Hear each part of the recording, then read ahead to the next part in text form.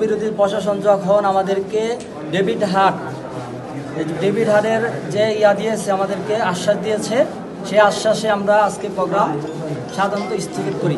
তারপর আমরা যাওয়ার পথে কিছু সংবাদ কর্মী আমাদেরকে ধরে, তারপর আমরা তাদের কাছে যখন আমরা ব্রিফিং করতেছিলাম, ঠিক আছে, তারপর কিছুক্ষণ পরেই ব্রিফিং শেষেই অতিরিক্তভাবে দুইজন মোটরসাইকেল থেকে মুবাশ্বের ভাইকে লক্ষ্য করে তারকে গুলি করে, ওই সময় এক সাংবাদিক ভাই তার সাথে হাত মিলাইতেছিল, সেজন্য সে আল্লাহর অশেষ রহমতে সে বেঁচে গেছে। যে টার্গেট করেছিল মুবাশ্বির ভাইকে হত্যা করার জন্য।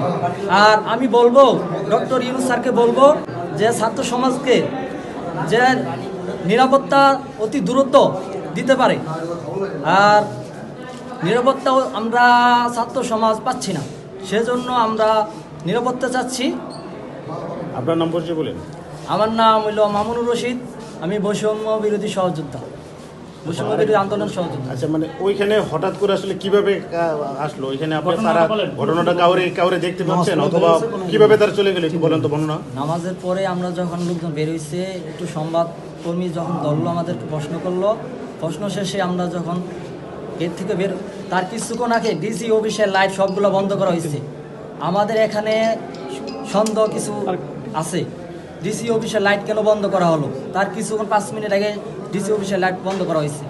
তারপর অন্ধকার থাকা অবস্থায় মোটরসাইকেল থেকে মুবাশ্বের ভাইয়ের উপরে গুলি করে আল্লাহর অশেষ রহমতে মুবাশ্বের ভাই বেঁচে যায়। ঠিক আছে, আপনার কি মনে হয় এটা কি, মানে কি, কেন এই ঘটনা ঘটতে পারে? ঘটনা ঘটেছে আওয়ামী লীগের লোকজন, তারা ঘটনা ঘটিয়ে তারা আওয়ামী লীগকে উজ্জীবিত করতে চাচ্ছে।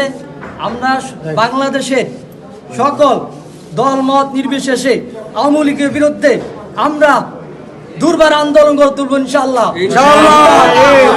আমরা সকল বিএনপি জামাত যত দল আছে, হেফাজত, সবাইকে রাজপথে আওয়ামী লীগের বিরুদ্ধে রাজপথে নামার জন্য বিশেষভাবে